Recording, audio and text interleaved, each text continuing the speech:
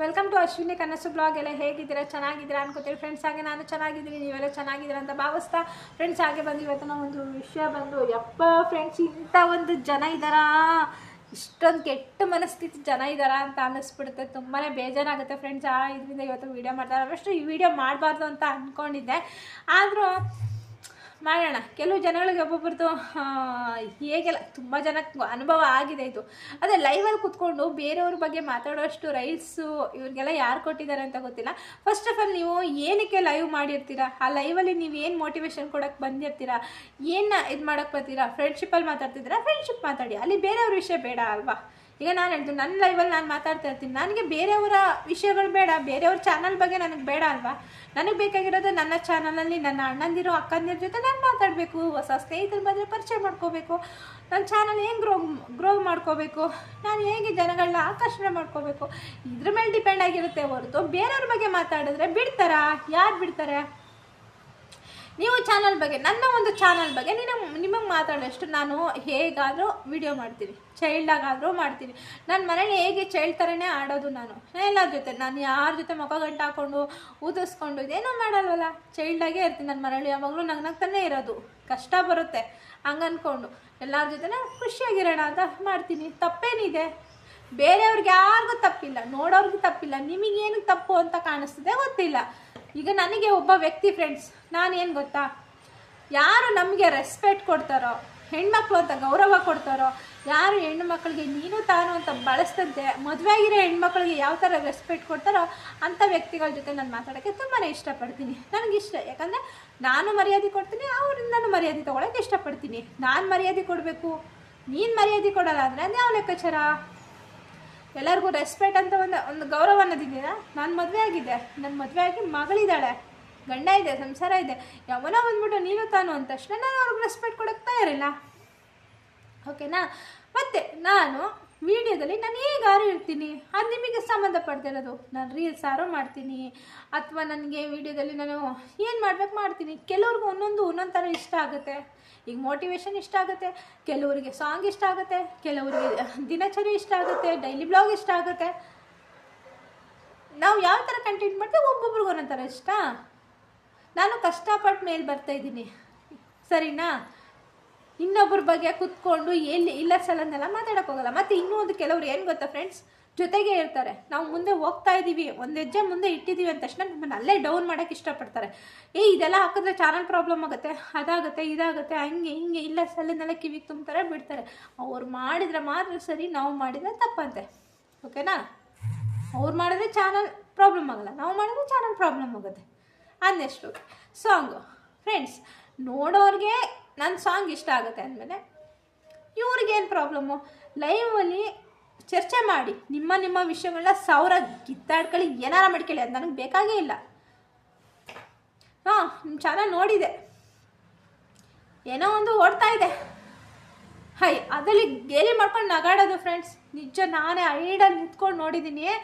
ಎಷ್ಟು ನಗಾಡ್ತಾರೆ ಅಂದರೆ ಒಬ್ಬರ ಚಾನಲ್ ಬಗ್ಗೆ ನಿಂತ್ಕೊಂಡು ನಗಾಡೋದು. ಇಷ್ಟು ಕೆಟ್ಟ ಮನಸ್ಥಿತಿ ಜನಗಳು ಇದ್ದಾರಾ ಅಂತ ಅನ್ನಿಸ್ಬಿಡುತ್ತೆ. ಆಮೇಲೆ ವೀಡಿಯೋಸ್ಗಳು ಚೈಲ್ಡ್ ಅಂತೆ. ನನಗೇನು 60 ವರ್ಷ ಆಗಿಲ್ಲಲ್ಲ, ನಾನು ಇನ್ನೂ ಚಿಕ್ಕವಳೇನೆ.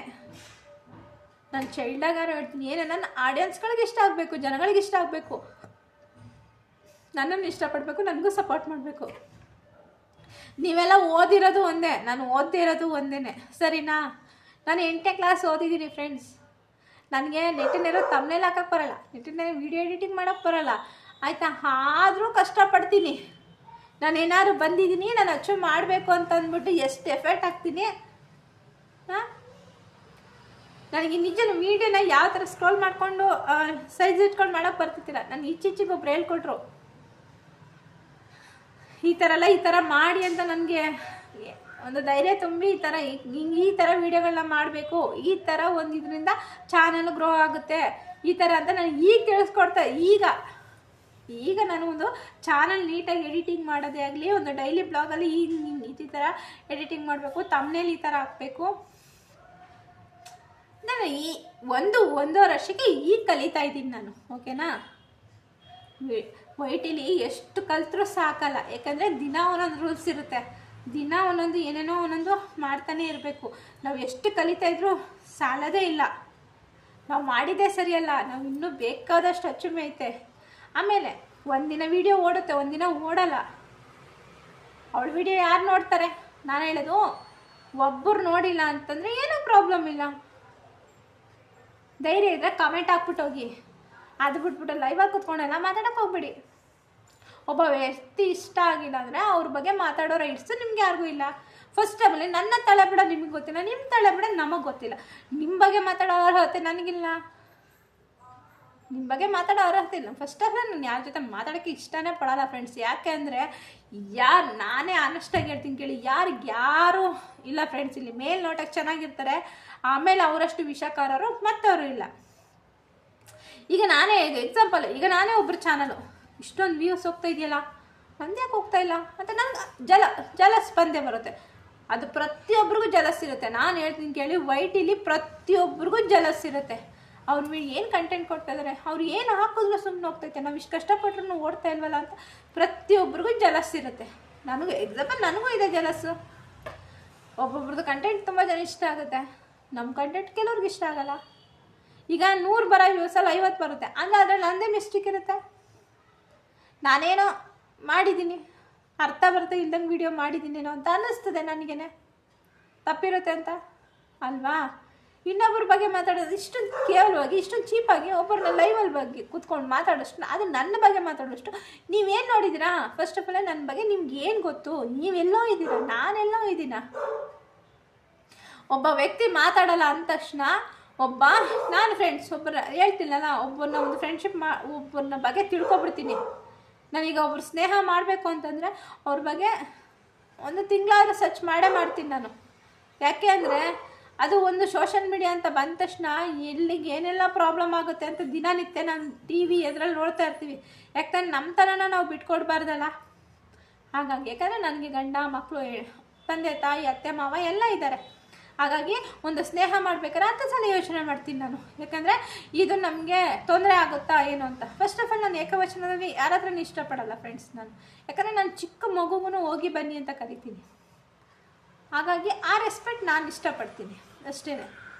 ಹೆಣ್ಮಕ್ಳ ಹತ್ರ ಅಲ್ಲ, ಆದರೆ ಹೆಣ್ಮಕ್ಳು ಇಲ್ಲಿವರೆಗೂ ನನಗೆ ಅಷ್ಟೇ ರೆಸ್ಪೆಕ್ಟ್ ಕೊಟ್ಟಿದ್ದಾರೆ.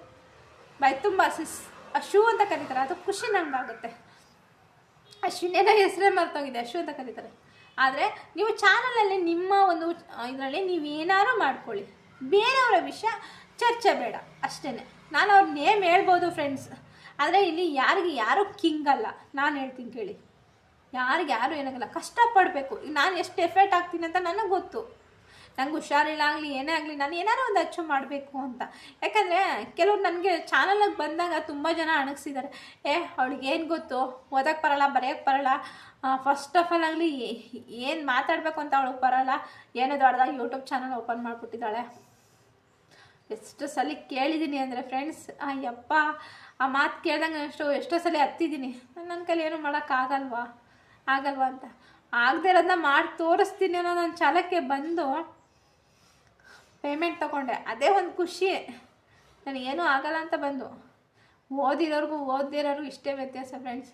ಓದಿರೋರು ಎಲ್ಲನೂ ತಿಳ್ಕೊಂಡಿದ್ದು, ಓದಿರೋರು ಜೀವನ ತಿಳ್ಕೊಂಡಿರ್ತಾರೆ. ಓದಿರೋರು ಪ್ರಪಂಚ ತಿಳ್ಕೊಂಡ್ರೆ, ಓದದೇ ಇರೋರು ಇದು ತಿಳ್ಕೊಂಡೆ ಸಂಸಾರ ಹೇಗೆ ನಡೆಸಬೇಕು, ಜೀವನದ ಒಂದು ನಡೆನುಡಿಗಳನ್ನ ಕಲ್ತಿರ್ತಾರೆ. ಯಾರು ಇದಲ್ಲ. ಒಬ್ಬರು ವೀಡಿಯೋದ ಬಗ್ಗೆ ಕಮೆಂಟ್ಸ್ ಮಾಡೋದು, ಒಬ್ಬರು ಸಾಂಗ್ ಆಡಿದ್ದಾರೆ, ಆಮೇಲೆ ಅವರು ಒಂದು ರೀಲ್ಸ್ಗಳ ಬಗ್ಗೆ ಕಮೆಂಟ್ಸ್ ಮಾಡೋದು ಯೋಗ್ಯತೆ ಇಲ್ಲ. ಅದನ್ನು ನೀವು ಮಾಡಿ ತೋರಿಸಿ, ನಿಮಗೆ ಮಾಡೋ ತಾಕತ್ತಿಲ್ಲ ನೋಡಿ. ಹಾಗಾಗಿ ಕಂಡೋರು ಹೆಣ್ಮಕ್ಳ ಬಗ್ಗೆ ಕೂತ್ಕೊಂಡು ಮಾತಾಡ್ತೀರ. ಮಾತಾಡೋಕ್ಕೆ ದುಡ್ಡ ಕೊಡಬೇಕು ಏನಿಲ್ಲ ಅಲ್ಲ. ಚಾನಲಲ್ಲಿ ಕೂತ್ಕೊಂಡು ಒಬ್ರಿಗೆ ಏನಾರು ಒಂದು ಸಂದೇಶ ಕೊಡಿ, ಅವ್ರ ಜೀವನ ಬದಲಾಯಿಸೋಕ್ಕೆ. ಅದು ಬಿಟ್ಬಿಟ್ಟು ಚಾನಲಾಗಿ ಕೂತ್ಕೊಂಡು ಇನ್ನೊಬ್ಬರನ್ನ ಕಾಲು ಎಳೆಯೋ ಕೆಲಸ ಅಂತೂ ಮಾಡೋಕ್ಕೆ ಹೋಗ್ಬೇಡಿ. ಇಲ್ಲಿ ಯಾರು ರಾಜ ಅಲ್ಲ, ಯಾರು ಕಿಂಗ್ ಅಲ್ಲ ಇಲ್ಲಿ, ಸರಿನಾ?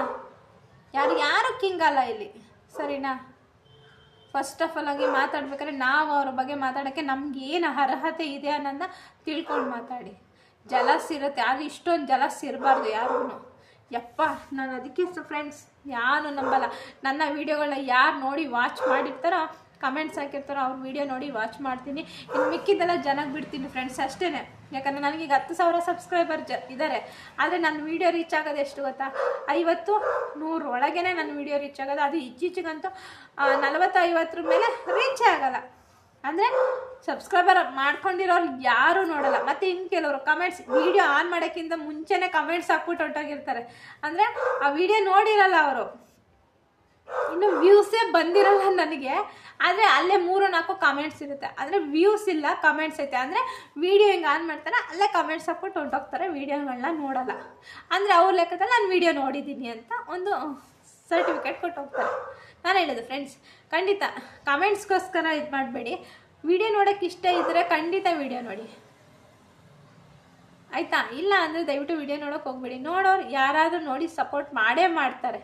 ಅದು ಅಷ್ಟೇ ನಾನು ಕೇಳ್ಕೊಳ್ಳೋದು. ಸುಮ್ಮನೆ ಇನ್ನೂ ಫ್ರೆಂಡ್ಸ್ ವಿಡಿಯೋ ಇನ್ನೂ ಹಾಕಿ 1 ನಿಮಿಷನೂ ಆಗಿರಲ್ಲ, ಆಗಲೇ 5-6 ಕಮೆಂಟ್ಸ್ಗಳು ಬಂದಿರ್ತವೆ.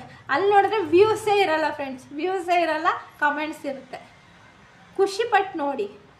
ಯಾಕಂದರೆ ನಾವು ನಿಮ್ಮ ವೀಡಿಯೋಗಳನ್ನ ಆನ್ ಮಾಡಿಬಿಟ್ಟು ಫುಲ್ ವಾಚ್ ಮಾಡಿರ್ತೀವಿ ಅಂದಾಗ ನೀವು ವೀಡಿಯೋನ ಫುಲ್ ವಾಚ್ ಮಾಡಬೇಕಲ್ವಾ?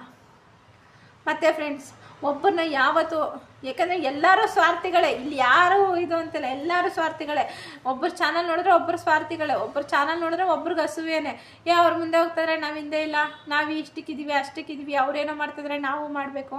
ಖಂಡಿತ ನಿಮ್ಗೆ ಏನು ಅನ್ನಿಸ್ತಿದೆ, ನಿಮ್ಗೆ ಏನು ಮಾಡಬೇಕು ಅದನ್ನು ಮಾಡಿ. ನೀವು ಇನ್ನೊಬ್ಬರನ್ನಗೋಸ್ಕರ ನೀವು ಮಾಡೋಕ್ಕೆ ಹೋದರೆ ಏನೋ ಪ್ರಯೋಜನ ಆಗಲ್ಲ. ಯಾಕಂದರೆ ನೀವು ಮೋಟಿವೇಶನ್ ಕೊಡ್ತಾಯಿದ್ರೆ ಮೋಟಿವೇಶನ್ ಕಡೆನೇ ಗಮನ ಕೊಟ್ಕೊಂಡು ಹೋಗ್ಬಿಡಿ. ಆಡಿಯನ್ಸ್ಗೆ ಒಂದಿನ ರೀಚ್ ಆಗ್ತೀರಾ. ಡೈಲಿ ಬ್ಲಾಗ್ ಮಾಡ್ತಾಯಿದ್ದೀರಾ, ಅದನ್ನೇ ಮಾಡಿ. ಯಾವತ್ತಾರು ಒಂದಿನ ಆಡಿಯನ್ಸ್ಗಳಿಗೆ ರೀಚ್ ಆಗ್ತೀರಾ. ಜನಗಳು ತುಂಬಾ ಇಷ್ಟಪಡ್ತಾರೆ. ಇದು ಚೆನ್ನಾಗಿದೆ, ನಾವು ನೋಡಬೇಕು ಅನ್ನಿಸ್ತಾ. ಯಾರೋ ಮಾಡ್ತಾರೆ ಅಂದ್ಬಿಟ್ಟು ನಾವು ಮಾಡೋಕ್ಕೆ ಹೋದರೆ ನಮಗೂ ಅವ್ರಿಗೂ ಏನೂ ಇರೋಲ್ಲ. ಆಮೇಲೆ ಹೊಟ್ಟೆ ಕಿಚ್ಚು ಯಾರನ್ನೂ ಬಿಡಲ್ಲ ಫ್ರೆಂಡ್ಸ್, ನನ್ನನ್ನೂ ಬಿಡಲ್ಲ. ಫಸ್ಟ್ ಆಫ್ ಆಲ್ ನಾನೇನು ಕರೆಕ್ಟು ಅಂತಲ್ಲ, ನಾನು ಹೊಟ್ಟೆ ಕಿಚ್ಚು ಪಡ್ತೀನಿ. ಯಾವ್ದು ಹೋಗ್ತೈತೆ, ನಮ್ದು ಹೋಗ್ತಾ ಇಲ್ವಲ್ಲ, ಏನಪ್ಪ ಬೇಜಾರಾಗುತ್ತೆ ಅಂತ ಅನ್ನಿಸ್ತಾ ಇರ್ತದೆ. ಅದು ಅಂದ್ಕೊಂಡು ಮೇಲ್ನೋಟಕ್ಕೆ ಮಾತಾಡೋರೆಲ್ಲ ನಮ್ಮವರೆಲ್ಲ, ಅವರು ಒಳಗೆ ಎಷ್ಟೇ ವಿಷಯ ಇಟ್ಕೊಂಡಿರ್ತಾರೆ.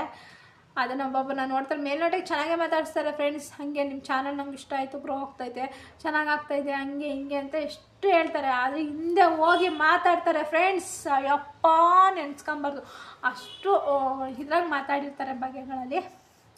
ಅವ್ರು ಮಾತಾಡೋಕ್ಕೆ ಇರೋದೇನೋ, ನಾವು ಮುಂದಕ್ಕೆ ಹೋಗೋಕ್ಕೆ ಇರೋದೇನೋ ಅಂದ್ಕೊಂಡು ಬಿಟ್ಬಿಡ್ಬೇಕು. ಅವ್ರ ಮಾತುಗಳೆಲ್ಲ ಗೋಲಿ ಹೊಡೆದು ಬಿಟ್ಬಿಟ್ಟು ಮುಂದಕ್ಕೆ ಹೋಗ್ತಾ ಇರಬೇಕು ಅನ್ನಿಸ್ತದೆ. ಆದರೆ ಇವತ್ತು ವೀಡಿಯೋ ಮಾಡೋಕ್ಕೆ ಕಾರಣ ಏನಂದರೆ, ಲೈವಲ್ಲಿ ಕೂತ್ಕೊಂಡು ಇಷ್ಟು ಕೆಟ್ಟದಾಗೆಲ್ಲ ಒಬ್ಬೊಬ್ಬರ ಬಗ್ಗೆ ಮಾತಾಡೋದು, ಅದು ಎಷ್ಟು ಅವ್ರಿಗೆ ಶೋಭೆ ತರುತ್ತೆ. ಹೆಣ್ಮಕ್ಳ ಬಗ್ಗೆ ಹಗುರವಾಗಿ ಮಾತಾಡ್ಬೇಕಾದ್ರೆ 10 ಸರಿ ಯೋಚನೆ ಮಾಡಿ. ನಿಮ್ಮ ಮನೇಲಿ ಹೆಣ್ಮಕ್ಳಿದ್ದಾರೆ ಅನ್ನೋದನ್ನ ಯೋಚನೆ ಮಾಡಿ. ಸೋಷಿಯಲ್ ಮೀಡಿಯಾಕ್ಕೆ ಬರೋರೆಲ್ಲ ಕೆಟ್ಟವರಾಗಿರಲ್ಲ. ಯಾಕಂದರೆ ಅವರು ಫ್ಯಾಮಿಲಿಯಿಂದನೇ ಬಂದಿರ್ತಾರೆ. ಅವ್ರಿಗೂ ಗಂಡ ಮಕ್ಕಳು ಫ್ಯಾಮಿಲಿ ಎಲ್ಲ ಇರುತ್ತೆ, ಎಲ್ಲರೂ ಸಪೋರ್ಟು ಇರುತ್ತೆ. ಸರಿನಾ?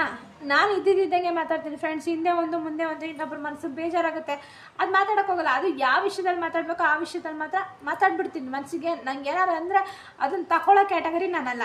ನನಗೇನಾದ್ರು ಅಲ್ಲೇ ಕೊಟ್ಟು ಅಲ್ಲೇ ಇಸ್ಕೊಂಡಿರೋ ಬಹುಮಾನನೇ ಜಾಸ್ತಿ. ನಾನು ಆಲ್ಮೋಸ್ಟು ಒಳಗೆ ಇಟ್ಕೊಂಡು ಒಬ್ಬರು ನೋವಾಗುತ್ತೆ. ಅದು ಏನಂದರೆ ಫ್ಯಾಮಿಲಿ ವಿಷಯಕ್ಕೆ ಬಂದರೆ ಮಾತ್ರ ಸ್ವಲ್ಪ ಇಷ್ಟಪಟ್ಟೋ ಅಂಥ ವ್ಯಕ್ತಿಗಳ ಬಗ್ಗೆ ಬಂದರೆ ಸ್ವಲ್ಪ ಮರುಗ್ಬಿಡ್ತೀನಿ.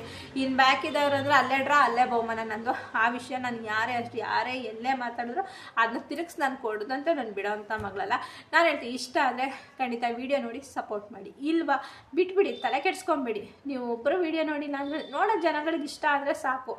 10 ಜನದಲ್ಲಿ 5 ಜನನಾರು ನಮ್ಮನ್ನು ಇಷ್ಟಪಡೋರು ಇದ್ದೇ ಇರ್ತಾರೆ ಅಲ್ವಾ? ಕಮೆಂಟ್ಸ್ಗೋಸ್ಕರ ವೀಡಿಯೋ ನೋಡ್ಬಿಡಿ, ಇಷ್ಟಪಟ್ಟು ವೀಡಿಯೋ ನೋಡಿ. ಯಾಕಂದರೆ ನಾವು ಒಬ್ಬೊಬ್ಬ ವ್ಯಕ್ತಿಗಳನ್ನ ಇಷ್ಟಪಟ್ಟೆ ವೀಡಿಯೋ ನೋಡ್ತೀವಿ. ಇವ್ರ ವೀಡಿಯೋ ನೋಡಿದ್ರೆ ನಮ್ಗೆ ಏನಾರು ಇನ್ಫಾರ್ಮೇಷನ್ ಸಿಲ್ಕ್ಬೋದು, ಆಮೇಲೆ ಇವ್ರ ವೀಡಿಯೋದಿಂದ ನಾವೇನಾರು ಕಲಿಬೋದು ಅಂತ ಅಂದ್ಕೊಂಡೆ ಇಷ್ಟಪಟ್ಟು ನಾನು ವೀಡಿಯೋ ನೋಡ್ತೀನಿ. ನಾನು ಯಾರಿಗೋಸ್ಕರ ಕಮೆಂಟ್ ಹಾಕಲ್ಲ. ನಾನು ಆ ವೀಡಿಯೋದಲ್ಲಿ ಏನೋ ಸಾರಾಂಶ ಇತ್ತು ಅಂತಂದು ಅನ್ಕೋತೀನಿ. ಯಾಕಂದರೆ ಅದ್ರಲ್ಲಿ ನಾನು ಕಲಿಯೋದು ಬೇಕಾದಷ್ಟು. ಯಾಕಂದರೆ ನಾನು ಮಾಡಿದ್ದು ನೀವು ಕಲಿಬೇಕು ಅಂತಿಲ್ಲ. ನೀವು ಮಾಡಿದರೆ ನನಗೇನು ಅಂತಂದರೆ ಒಬ್ಬರು ವೀಡಿಯೋಗಳು ನೋಡಿದಾಗ ನನ್ನ ಇಲ್ಲಿ ಏನಾದ್ರು ಮಿಸ್ಟೇಕ್ ಇರುತ್ತೆ, ನಾನೇನಾದ್ರು ತಿದ್ಕೋಬೇಕು, ಇಲ್ಲಿ ಇನ್ನೇನು ನಾನು ಚೇಂಜಸ್ ಮಾಡ್ಕೋಬೋದು ಅನ್ನೋದಕ್ಕೋಸ್ಕರ ನಾನು ವೀಡಿಯೋ ನೋಡ್ತೀನಿ. ಎಲ್ಲರದು ವೀಡಿಯೋ ನೋಡ್ತೀನಿ. ನನಗದು ಇಷ್ಟ ಆಯಿತು ಅಂದರೆ ಲೈಕ್ ಕೊಡ್ತೀನಿ, ಕಮೆಂಟು ಹಾಕಿರ್ತೀನಿ. ಯಾಕಂದರೆ ನನಗೆ ಆ ವಿಡಿಯೋದಲ್ಲಿ ಒಂದು ಸಾರಾಂಶ. ಯಾಕಂದರೆ ನಾನು ಮುಂದೆ ಇನ್ನೊಂದು ವೀಡಿಯೋ ಮಾಡೋಕ್ಕೆ ನನಗೆ ಏನಾರೋ ಒಂದು ಮೋಟಿವೇಶನ್ ಸಿಕ್ಕಂಗಾಗುತ್ತೆ. ಒಂದು ಕುಕ್ಕಿಂಗಲ್ಲೇ ಆಗಿರ್ಬೋದು, ಡೈಲಿ ಬ್ಲಾಗಲ್ಲಿ ಆಗಿರ್ಬೋದು, ಮೋಟಿವೇಶನಲ್ಲೇ ಆಗಿರ್ಬೋದು, ನನಗೆ ಏನಾರೋ ಒಂದು ಇನ್ಫಾರ್ಮಲ್ಲಿಂದ ಸಿಗುತ್ತೆ ಅನ್ನೋ ಒಂದು ಇದಕ್ಕೆ ನಾನೆಲ್ಲರದು ನೋಡ್ತೀನಿ.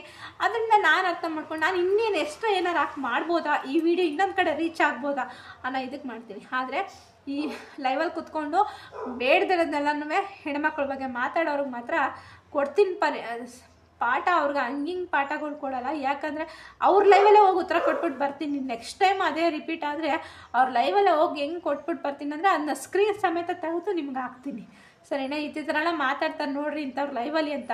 ಯಾಕಂದರೆ ಯಾರು ಏನು ಅಂತ ಕುತೂಹಲ ಇರುತ್ತೆ. ಅವ್ರ ಲೈವ್ದ ಸ್ಕ್ರೀನ್ ತೆಗೆದು ನಿಮ್ಗೆ ಹಾಕ್ತೀನಿ ನೋಡಿ, ಹೆಣ್ಮಕ್ಳ ಬಗ್ಗೆ ಎಷ್ಟು ಕೆಟ್ಟದಾಗಿ ಮಾತಾಡ್ತಾರೆ ಇವ್ರುಗಳು ಅಂತಂದ್ಬಿಟ್ಟು. ಅಲ್ಲಿ ಹೆಣ್ಮಕ್ಳು ಸಾತು, ಹೆಣ್ಮಕ್ಳಿಗೆ ಹೆಣ್ಮಕ್ಳೇ ಶತ್ರು ಅನ್ನೋಕ್ಕೆ ಅಲ್ಲಿ ಹೆಣ್ಮಕ್ಳು ಸಾಥ್ ಕೊಡೋದು. ಹಾಂ, ಏನು ಕಾಲ ಗುರು ಇದು. ಅಯ್ಯೋ, ಏನೂ ಮಾಡೋಕ್ಕಾಗಲ್ಲ ಫ್ರೆಂಡ್ಸ್. ಓಕೆ, ಬಾಯ್ ಎಲ್ಲರಿಗೂ.